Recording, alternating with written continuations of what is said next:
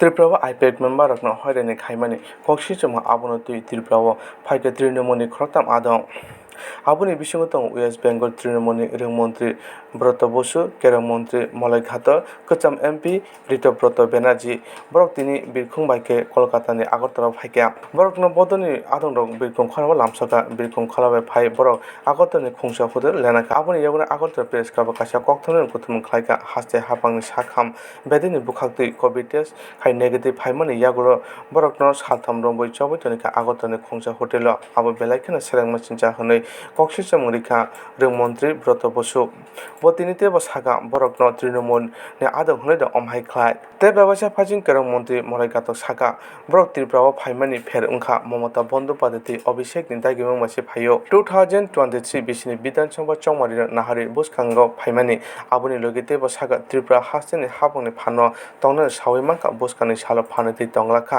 आबुनि बागै बरक पाला मानिया मंसा फानो लाइथानै चौमारिनि उलो हास्तेओ जेतेके बुरिरक बुथारजाका तख्थारजाका रमथारजाका आबुतिबो कक्षिजों मुन्तुबुका आबुनि लगेते बसागा बुसखानि सालो अभिषेक बन्धोपाध्याय त्रिपुरा फाइनाय बरक सागा बरक नि नेता फाइके हनके हायाके दागिमं मानका हनके त्रिपुरा याखारि थांनाय ताबुक ममता बन्धोपाध्याय अभिषेक बरक खरगनि दिल्लीबो तंग हनै सागा এখন কি ঘটনা ঘটেছে আপনারা জানেন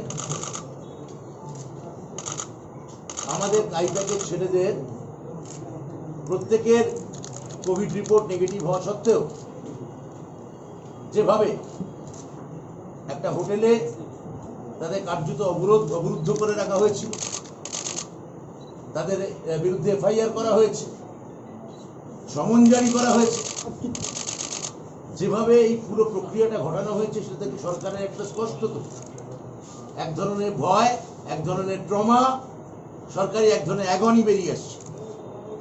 আমাদের কথা হচ্ছে যে সরকারের এই নিরাপত্তাহীনতা ভয় কেন? আপনারা জানেন এরকম এই ধরনের সমীক্ষক সংস্থা প্রত্যেক রাজ্যেই যায়, গিয়ে সমীক্ষা চালায়। আইপ্যাকের অপরাধ কি তাদের মাথায় বসে আছেন প্রশান্ত কিশোর, এইটা কি তাদের অপরাধ? এই কিছুদিন আগে পশ্চিমবঙ্গে এইরকম একটা ভয়ঙ্কর একটা রক্তক্ষয়ী নির্বাচন গেছে। বিজেপি সমস্ত শক্তি নিয়োগ করেছিল পশ্চিমবঙ্গ জয়ের জন্য। ভারতবর্ষের পূর্ব প্রান্তে একমাত্র উন্নয়নের মুখ, সাম্প্রদায়িকতা বিরোধী মুখ, সমন্বয়ের মুখ হয়ে দাঁড়িয়েছিলেন মমতা বন্দ্যোপাধ্যায় ভাগীরথীর তীরে। এবং তখন আমরা দেখেছি বিজেপি থেকে বলুন, অনেক সমীক্ষক সংস্থা বলুন, অজস্র পশ্চিমবঙ্গে এসে কোভিড চলছে, কোভিডের সেকেন্ড ওয়েভ তখন পশ্চিমবঙ্গে চলছে। সেই অবস্থায় বিজেপি বারবার হেলিকপ্টার দিয়ে হোক, প্লেন দিয়ে হোক তারা নেমেছে, কোভিডের সংক্রমণ ছড়িয়েছে এবং চলে গেছে। কিন্তু কোনো আরএসএস বা কোনো বিজেপি নেতা বা কোনো সমীক্ষক সংস্থা কাউকে মমতা ব্যানার্জির পুলিশ হোটেলে গিয়ে কখনো অবরুদ্ধ করেনি, পেছনে টিকটিকি লাগিয়ে দেয়নি, নজরবন্দি করেনি এবং যাকে বলে এক ধরনের স্বৈরতান্ত্রিক ফ্যাসিবাদী আচরণ কারোর সঙ্গে করেনি।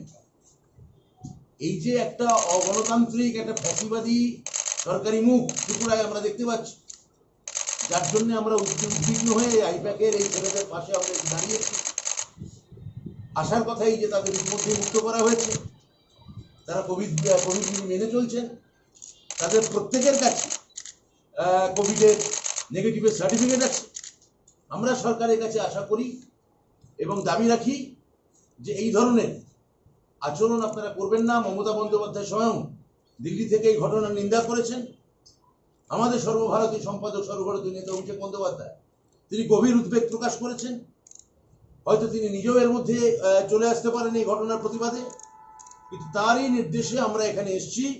আমাদের আইপ্যাকের ছেলেদের সঙ্গে আমরা দেখা করেছি, তাদের মনোবল জুগিয়েছি এবং সরকারকে এই বার্তা দিতে আপনাদের মতো বিশিষ্ট গণমাধ্যমদের সামনে আসা যে আপনারা সরকারকে বলুন, এত ভয় পাওয়ার কিছু নেই, এত আতঙ্কে ভোগার কিছু নেই, এত ইনসিকিউর হয়ে যাওয়ার মতো কিছু ঘটেনি। গণতান্ত্রিক দেশে আমাদের ফেডারেল স্ট্রাকচারে এক রাজ্য থেকে আরেক রাজ্যে লোকেরা যায়, চিরকালই যায়। এবং ত্রিপুরা আমাদের মাথায় রাখতে হবে, ত্রিপুরার রাজমালা ইতিহাস বইটি পড়েন। নির্বাচনের পর পশ্চিমবঙ্গে একটা জায়গা আপনি দেখাতে পারবেন যেখানে শ্যামাপ্রসাদ মুখোপাধ্যায় আমাদের জনসংঘের যিনি প্রতিষ্ঠাতা, বিজেপি দলের প্রতিষ্ঠাতা, তার কোনো মূর্তি ভাঙা হয়েছে পশ্চিমবঙ্গে? একটা কোনো মূর্তিকে কালিমা লিপ্ত করা হয়েছে? একটা যদি দয়া করে দেখান, এটা তো আপনারা দেখাতেই পারেন, গণমাধ্যমের লোক বুঝে। একটা সমাপনে এতগুলি মূর্তি আছে, একটা মূর্তি ভাঙা হয়েছে? স্যার, প্রথম একটা প্রশ্ন, আপনারা পশ্চিমবঙ্গের বিধানসভার নির্বাচনে বিজেপি নেতৃত্বকে বহিরাগত বলেছেন।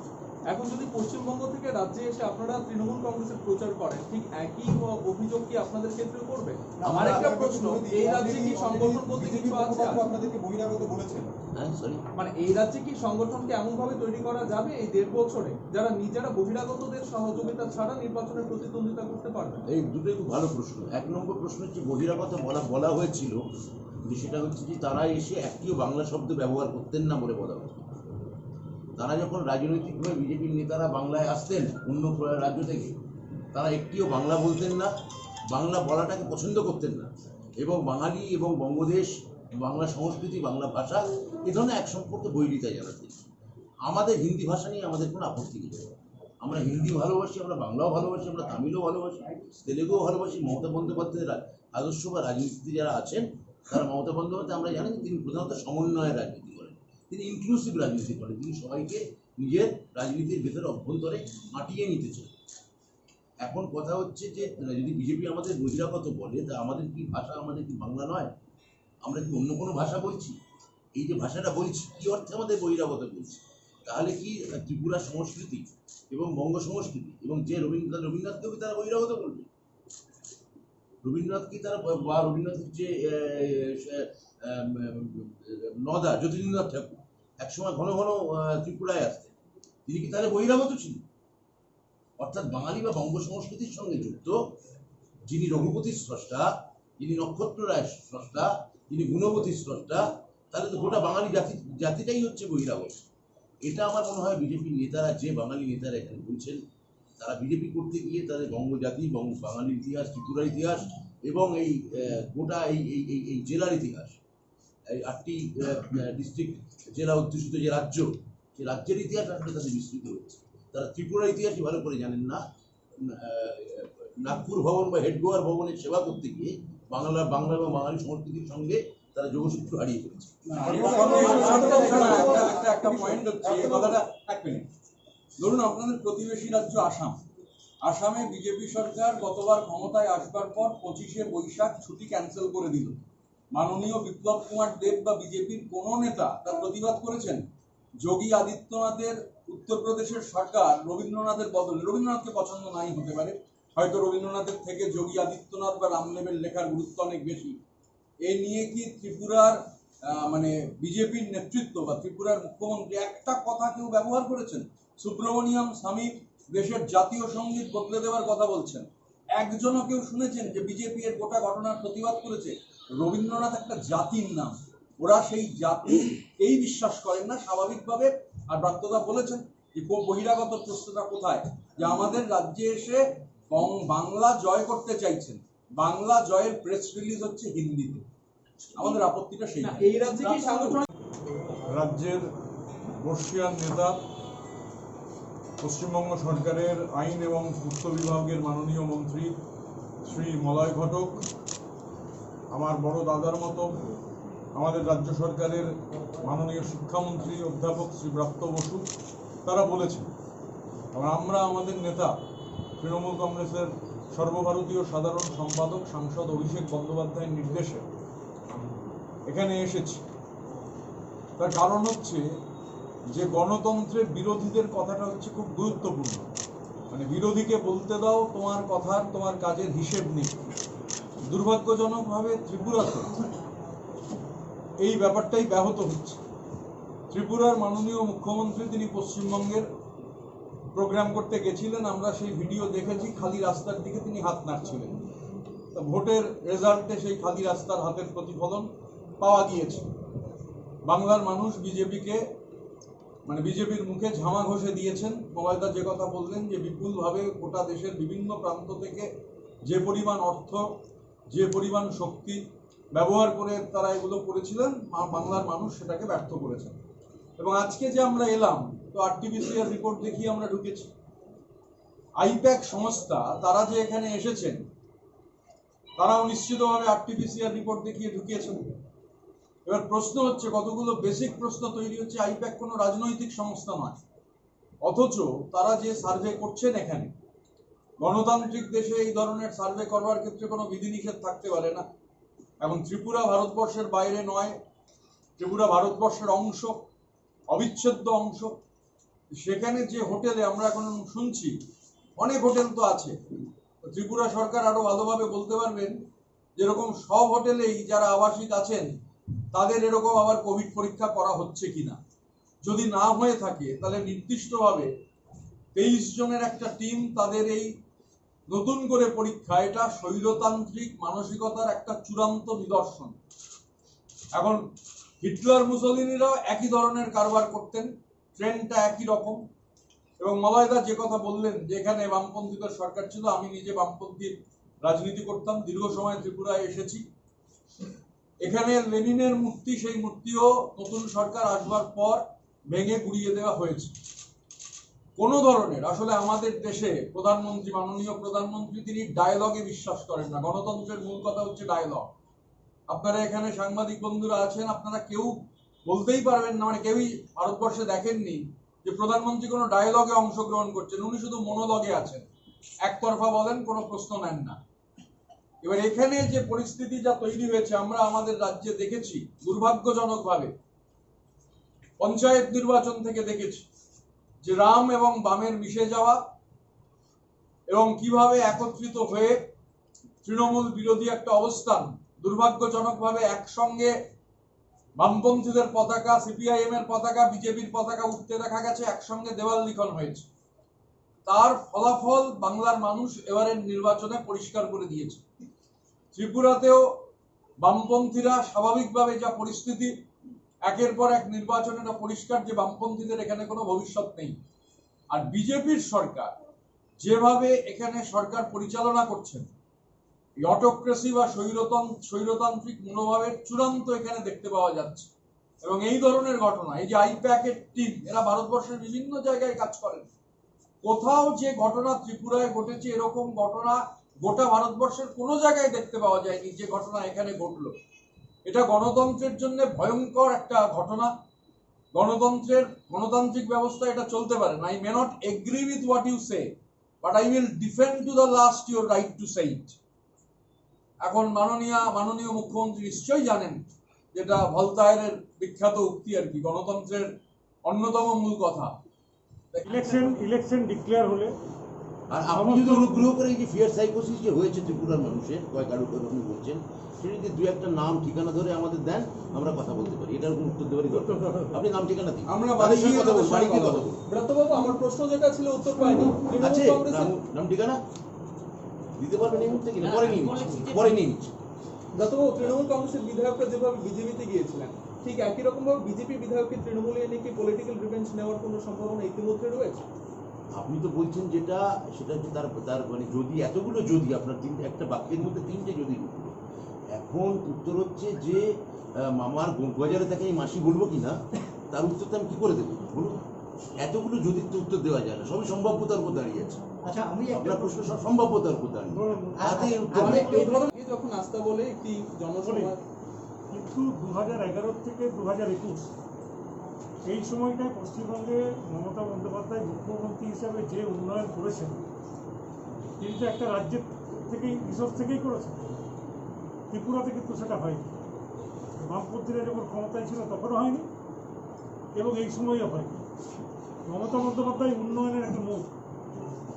আজকে পশ্চিমবঙ্গে গেলে, যারা হয়তো 2-4-5 বছর আগে গেছেন, না, আজকে যদি আবার যান, হচ্ছে মানুষ তাহলে দেখতে পাবেন যে কি কি ব্যাপক উন্নয়ন পশ্চিমবঙ্গে হয়েছে।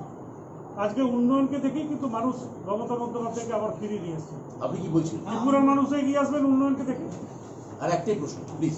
আমরা আমাদের রাজ্যে বাংলায় দেখেছি যে সিপিআইএম সাইনবোর্ড থেকে ভিজিটিং কার্ড থেকে এই নির্বাচনে স্ট্যাম্প পেপারে পরিণত হয়েছে। এখন বামপন্থা এবারের নির্বাচনে যদি বাংলার নির্বাচন দেখা যায়, ভোটের প্যাটার্ন যদি দেখা যায়, তাহলে দেখা যাবে যে বহু মানুষ যারা গত নির্বাচনেও বামপন্থীদের ভোট দিয়েছেন, তারা সরাসরি তৃণমূল কংগ্রেসকে ভোট দিয়েছেন কারণ তারা মনে করেছেন যে বিজেপিকে ঠেকাতে বামপন্থীরা পারবে না, যে কারণে তারা সরাসরি বামপন্থীদের সেই ভোটগুলো সরাসরি মমতা বন্দ্যোপাধ্যায়ের কাছে এসেছে, তৃণমূল সেই ভোটগুলো পেয়েছে।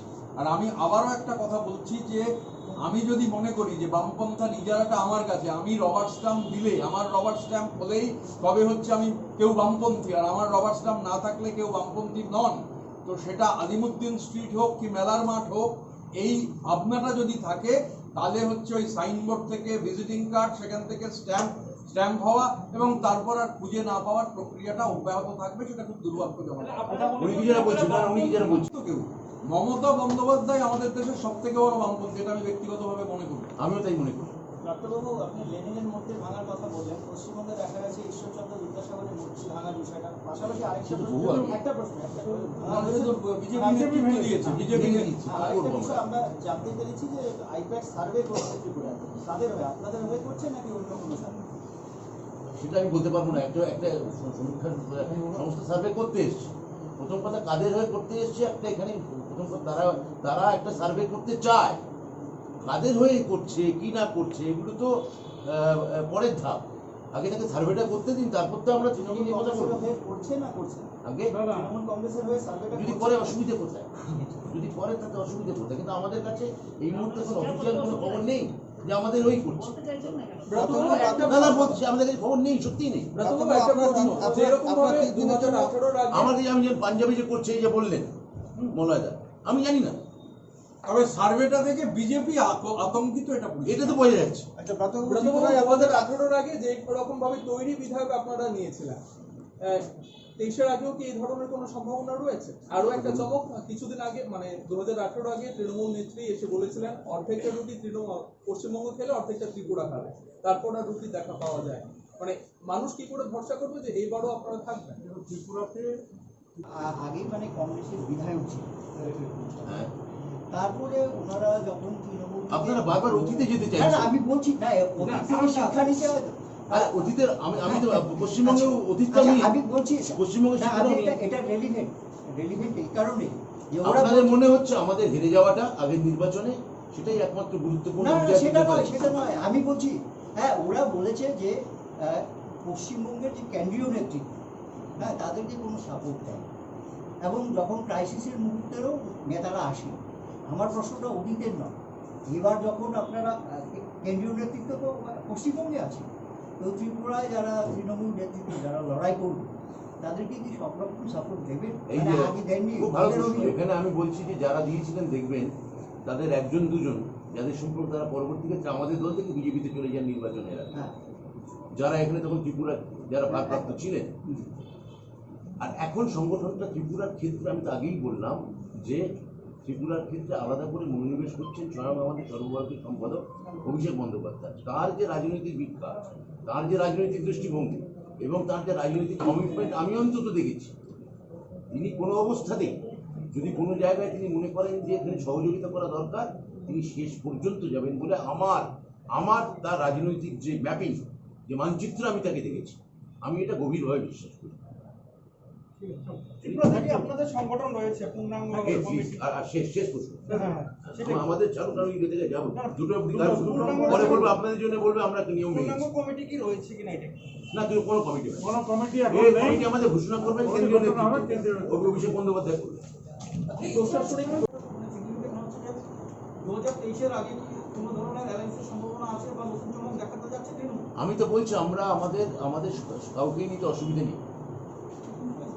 ওনাদের বুঝতে হবে পশ্চিমবঙ্গে ওরা বলতে গেছিলেন পশ্চিমবঙ্গের বামপন্থীরা যে কেন্দ্রে বিজেপি হচ্ছে বড় শত্রু, রাজ্যে তৃণমূল বড় শত্রু, বিজেপি, হ্যাঁ, এবং এইসব বিজেমূল ইত্যাদি পরে নিজেরাই রাজ্য সম্পাদক পরে সেটা ভুল স্বীকার করে বলছেন যে এই ধরনের স্লোগান দিয়ে আমাদের ঠিক হয়। তাহলে এই বিনাশকালে বুদ্ধিনাশ না করে বা চোর পালালে বুদ্ধি পারে ইত্যাদি প্রবাদকে মান্যতা না দিয়ে আমরা ত্রিপুরার যারা লেফট আছেন তাদের কাছে বলবো তারা এখন থেকে বুঝুন, তারা বিষয়টাকে বোঝার চেষ্টা করুন। বিজেপি যে কত বড় সর্বনাশা সাম্প্রদায়িক ক্ষতিকর শক্তি তারা ইতিমধ্যে রাজ্যের মানুষ হাড়ে হাড়ে বুঝছেন, এবং বামপন্থার লড়াই থেকে যদি চ্যাম্পিয়ন করতে হয় তাহলে আবার বলছি তার সব থেকে বড় মুখের নাম মমতা বন্দ্যোপাধ্যায় এবং মমতা আপনাদের কর্মসূচি এবং অভিষেক বাবু কবে আসছেন? হ্যাঁ, একটু গোড়াতেই বললাম অভিষেকবাবু হয়তো কালকে আসতে পারেন, পরশু আসতে পারেন, আমাদের একটু পরে আমরা জানতে পারবো, কারণ উনি এখন দিল্লিতে, আপনারা হয়তো জানেন। তবে আসছেন এটা আমরা আমরা আমরা আমাদের নেতা আসার জন্য অপেক্ষা করবো। নেতা যে মুহূর্তে আসবেন উনি যবে আমাদের বলবেন যে আপনারা এখন চলে যেতে পারেন, তখন আমরা চলে যাবো। আপনারা এখানে কয়েকদিন স্টে করছেন, বিষয়টা স্বাভাবিক পরিস্থিতি পর্যালোচনা করবেন। একটা কোশ্চেন, যে এই যে পশ্চিমবঙ্গে ইলেকশনের পর যে রকমের ভায়োলেন্স হয়েছে বা আমরা টিভিতে যা দেখতে পেরেছি, এবং বিজেপি সেটাকে নিয়ে যেভাবে প্রচারে গেছে, তার ফলে একটা ফেয়ার সাইকোসিস তৈরি হয়েছে যে মহিলারা মোলেস্টেশন হয়েছে, গেম রেপ হয়েছে। না, এগুলো মিথ্যা কথা, এগুলো বাজে কথা। আমি বলছি না যে এগুলো হয়েছে, এরকম এলিগেশন উঠেছে। তো এখন এই যে ফেয়ার সাইকোসিসটা তৈরি হয়েছে ত্রিপুরার মানুষের মধ্যে, সেটাকে ডিল করার জন্য তৃণমূল কি স্ট্র্যাটেজি নেয়? আর দ্বিতীয় কথা হচ্ছে এই ধরনের কোনো ঘটনা দেখুন, আমরা এখনো মনে করি যে সিপিএম বামপন্থা একটি গুরুত্বপূর্ণ ইডিওলজি ভারতবর্ষ, পশ্চিমবঙ্গে এবং হয়তো বা পৃথিবীতে, কিন্তু বামপন্থা এক ধরনের ক্ষয় দেখা দিচ্ছে, পৃথিবী জুড়েই ক্ষয় দেখা দিচ্ছে। আগে আমাকে যদি কথা বলতে না দেন তাহলে এক এক করে যদি প্রশ্ন করেন ভালো হয়। তো ত্রিপুরার মানুষ বুঝতে পেরে গেছেন যে বিজেপির প্রধান মুখ হিসেবে বামপন্থাটা থাকতে পারে না, বিরোধী হিসেবে। পশ্চিমবঙ্গে আপনারা দেখেছেন নির্বাচনে বামপন্থীদের মানুষ হাতে শূন্য দিয়েছে, গোল্লা দিয়েছে, এবং ত্রিপুরাতেও এটা তাই হতে যাচ্ছে। এবং মানুষ এটা বুঝতে পারছেন যে এই বিজেপির বিরুদ্ধে, এই সাম্প্রদায়িকতার বিরুদ্ধে লড়াইতে একমাত্র মুখ হচ্ছেন মমতা ব্যানার্জি। আমি আগেও বলেছি, সেখানে আমি বামপন্থীদের কাছে বা আমি ত্রিপুরার মাননীয় প্রাক্তন মুখ্যমন্ত্রীর কাছে বা এখানকার যারা বামপন্থীরা শক্তি আছে তাদের আমরা বলবো যে পশ্চিমবঙ্গের বামপন্থীদের মতো ভুল করবেন না। আপনারা মমতা বন্দ্যোপাধ্যায়কে সমর্থন করুন, কারণ মমতা বন্দ্যোপাধ্যায়ের মতো true people leader, true pro people leader, মানুষের নেতা। বামপন্থা মানে যদি হয় মানুষের পক্ষে, মেহনতি মানুষের পক্ষে থাকা, তাহলে মমতা বন্দ্যোপাধ্যায়ের মতো মুখ আর গোটা ভারতবর্ষের কেউ নেই। ফলে তারা যেন পশ্চিমবঙ্গের মতো ভুলের পুনরাবৃত্তি না করে তারা যেন মমতা বন্দ্যোপাধ্যায়কে সমর্থন করে। আমি অন্তত ব্যক্তিগতভাবে এইটা চাইব। এই প্রসঙ্গে আমাদের প্রাক্তন সাংসদ কিছু বলতে চাইছি, দেখুন তখন আমরা উত্তর দেবো, আমি আসবো। সেটা হচ্ছে যে যেটা মলয় ঘটক স্যার বলেছেন, আমার ভাতৃপ্রতিম ঋতব্রত বন্দ্যোপাধ্যায় যেটা বলেছেন, আমি আবার এই একটা কথা ত্রিপুরা রাজ্যবাসীর কাছে আমাদের স্বনির্বন্ধ অনুরোধ হচ্ছে এই যে উদ্বেগ থেকে আমাদের নেতা অভিষেক বন্দ্যোপাধ্যায় আমাদের এখানে পাঠিয়েছেন, যে কনসার্ন, যে চিন্তা বা যে ধিক্কারের ভাষা মমতা বন্দ্যোপাধ্যায় এখানে এই ঘটনার প্রতিবাদে জানিয়েছেন, আমরা শুধু বলতে পারি ত্রিপুরা রাজ্যবাসীর কাছে মনে রাখবেন, এই সেই জননেত্রী যিনি তার রাজনৈতিক যে জীবনের যে সংগ্রাম, যে প্রো পিপল স্ট্যান্ড, সেখান থেকে মমতা বন্দ্যোপাধ্যায় কোনোদিন সরে আসেননি। মনে রাখবেন, মমতা বন্দ্যোপাধ্যায় এই মুহূর্তে দেশের একমাত্র রাজনৈতিক ব্যক্তি যিনি 3 বারের মুখ্যমন্ত্রী, 6 বারের সাংসদ এবং 2 বার প্রাক্তন কেন্দ্রীয় মন্ত্রী। এই রকম রাজনৈতিক জীবনের এবং লড়াই যে কোটি গণ আন্দোলনের সঙ্গে তিনি জড়িয়েছেন, সেটা 21শে জুলাই বলুন, সেটা কেশপুর বলুন, সেটা নন্দীগ্রাম বলুন, সেটা সিঙ্গুর বলুন, এতগুলো গণ আন্দোলনের ইতিহাস এই মুহূর্তে ভারতবর্ষের কোনো নেতা নেত্রী নেই। আমরা ত্রিপুরা রাজ্যবাসীর কাছে আমাদের স্বনির্বন্ধ অনুরোধ যে আপনারা বিকল্প হিসেবে, বিজেপির বিকল্প হিসেবে আপনাদের সামনে একটাই রাস্তা খোলা, তা মমতা বন্দ্যোপাধ্যায়ের রাস্তা, তা সর্বভারতীয় তৃণমূল কংগ্রেসের রাস্তা। গোটা ভারত আজকে মমতার দিকে তাকিয়ে আছে। আসন্ন 23-এর নির্বাচনে আপনারা মমতা বন্দ্যোপাধ্যায় নির্বাচিত প্রার্থী, যারা জনমানুষে যাদের স্বচ্ছ ভাবমূর্তি, সেই প্রার্থী আমরা এখানে দেওয়ার চেষ্টা করবো। এবং নেত্রী নিজে বলেছেন তিনি ত্রিপুরাতে তিনি আসবেন, অভিষেক বন্দ্যোপাধ্যায় হয়তো এর মধ্যেই উনি আসবেন, আমাদের আগে উনি পাঠিয়েছেন। ফলে আমার ত্রিপুরা রাজ্যবাসীর কাছে আমাদের আবেদন, আপনারা সর্বান্তকরণে বিজেপি বিরোধিতার রাস্তায় একটাই প্ল্যাটফর্ম নিন, একটাই পাঠাতনে আসুন, সেই পাঠাতনের নাম সর্বভারতীয় তৃণমূল কংগ্রেস। এবার আপনাদের কাছে কিছু প্রশ্ন এক এক করে মানুষ মেনে নেবেন না। আমরা সর্বভারতীয় তৃণমূল কংগ্রেসের পক্ষ থেকে, কারণ এখানে মানুষের মধ্যে ব্যাপক ক্ষোভ তৈরি হয়েছে, এই সরকারের বিরুদ্ধে ক্ষোভ তৈরি হয়েছে, বামপন্থীদের ওপর মানুষের আস্থা নেই। স্বাভাবিকভাবে সর্বভারতীয় তৃণমূল কংগ্রেসই হচ্ছে বিকল্প। এবং বাংলার নির্বাচন, এটা মনে রাখতে হবে, গোটা দেশে বিজেপির বিজয় রথ থমকে গেছে বাংলায় এসে, বর্গীদের আক্রমণ থমকে গেছে বাংলায় এসে। বাংলার নির্বাচন এটা প্রমাণ করেছে যে গোটা দেশে বিজেপি বিরোধী লড়াইয়ের যে লড়াই, বিজেপি বিরোধী লড়াই, সেই লড়াইয়ের সংগ্রামের বর্ষা ফলক হচ্ছেন জননেত্রী মমতা বন্দ্যোপাধ্যায়। গোটা দেশ জোড়া যে কৃষক আন্দোলন, সিপিআইএম যাই বলুক, হান্নান মোল্লার মতো নেতারা যাই বলুন, ওই কৃষক আন্দোলনের মূল নেতা টিকায়েত সাহেব তিনি কলকাতায় এসে জননেত্রীর সাথে দেখা করে সাংবাদিকদের বলেছেন বিজেপিকে ঠেকাতে গেলে একমাত্র ভাইয়েবল অল্টারনেটিভ হচ্ছেন মমতা বন্দ্যোপাধ্যায়। সেই অল্টারনেটিভটা তো শুধুমাত্র কথার মধ্যে দিয়ে হয় না, কাজের মধ্যে দিয়ে। বাংলায় গত 10 বছরে যে ধরনের কাজ হয়েছে, দুজন মন্ত্রী এখানে উপস্থিত রয়েছেন, সেই কাজের ভিত্তিতেই বিকল্প। এবং সেই এখন আমাদের নেত্রী, জননেত্রী তিনি দিল্লিতে আছেন, একের পর এক বিরোধী নেতারা তার সঙ্গে দেখা করছেন। আমরা মনে করি যে বাংলার নির্বাচন থেকেই লড়াইটা শুরু হয়ে গেছে। বিজেপিকে উৎখাত করবার লড়াই, 23-এ ত্রিপুরাতে উৎখাত করবার লড়াই, 24-এ দেশ জুড়ে উৎখাত করবার লড়াই। এবং এই লড়াইয়ের একমাত্র বিকল্প হচ্ছে সর্বভারতীয় তৃণমূল কংগ্রেস, যার সর্বময় নেত্রী হচ্ছেন আমাদের নেত্রী মমতা বন্দ্যোপাধ্যায়। তো আমরা আস্থাশীল যে ত্রিপুরার মাটিতেও তৃণমূল কংগ্রেসের জয় পতাকা উঠবে। আর এই ধরনের, আমি আরেকবার যে কথা বলে শেষ করতে চাই, এই ধরনের স্বৈরতান্ত্রিক আক্রমণ যত ধারালো হবে, মানুষের প্রতিবাদ আর প্রতিরোধ হবে তত শানিত, কেননা ভবিষ্যৎ মানুষেরই। ধন্যবাদ। দেখুন, আমরা তো কেউ জ্যোতিষী নই, কিন্তু আমার মনে হচ্ছে যে গোটা ভারতবর্ষে, মলয়দা এটা আরো ভালো বলতে পারবেন, কিন্তু গোটা ভারতবর্ষের রাজনৈতিক যে অভিমুখ এখন বিজেপি বিরোধিতার সুর গোটা রাজ্যে বেজে গেছে। কৃষকরা রাস্তায়, শ্রমিকরা রাস্তায়, মধ্যবিত্তের নাভিশ্বাস উঠছে। প্রতি মুহূর্তে মুখে বলছে জয় শ্রীরাম, আর প্রতি মুহূর্তে পেট্রোল ডিজেলের দাম যে জায়গায় গিয়ে পৌঁছেছে, জ্বালানি গ্যাসের দাম যে জায়গায় গিয়ে পৌঁছেছে, যেভাবে ব্যাংকে সুদ কমছে, যেভাবে পোস্ট অফিসে সুদ কমছে, মধ্যবিত্তের নাভিশ্বাস উঠে গেছে। গোটা ভারতবর্ষ জুড়ে মানুষ বুঝতে পারছেন যে ধর্মীয় মেরুকরণের তাস কেন। আর দিনের পর দিন এই যে মানুষকে এরকম একটা জাঁতা করে বন্দি রেখে দম বন্ধ করা অবস্থায় এইটা চলতে পারে না। বিজেপি বিরোধিতা শুরু বেজে গেছে। এবং বিজেপি বিরোধিতার যদি কোনো বিকল্প মুখ থাকে, আমরা যা বুঝছি বা বিভিন্ন রাজনৈতিক সমীক্ষকরাও বলছেন, আমি তো একটু আগেই বললাম যে তিনি হচ্ছেন মমতা ব্যানার্জি। কেননা তার যে রাজনৈতিক জীবনের পুঁজি, এতগুলো গণ আন্দোলনের ইতিহাস, তিনি দুবারের প্রাক্তন কেন্দ্রীয় মন্ত্রী, 6 বারের সাংসদ, 3 বারের মুখ্যমন্ত্রী। এই ভারতবর্ষ আর কি আছে? মমতাদি ছাড়া আপনি এর বিকল্প কোনো নাম আপনারা দেখাতে পারবেন? 3 বার কেন্দ্রীয় মন্ত্রী, আর কে আছে? আমার মনে হয় কেউ নেই। তো সেটা আমরা তৃণমূল সদস্য হিসেবে কথা বলতে পারি না। তবে আপনারা যে প্রশ্ন করছেন, প্রশ্নের মধ্যেই হয়তো ব্যাজস্তুতির মতো তার উত্তর লুকিয়ে আছে।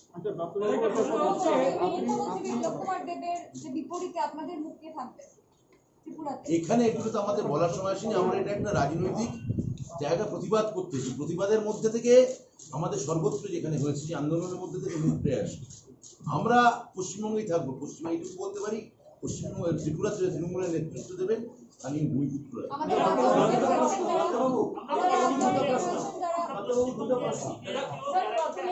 শুভেচ্ছা আপনাদের পশ্চিমবঙ্গের ঐতিহাসিক জয়।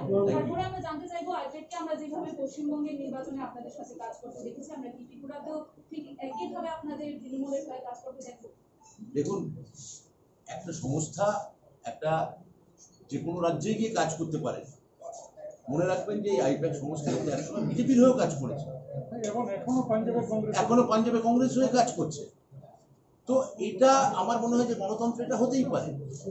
কোনো রাজ্যে এইভাবে কোনো মানুষ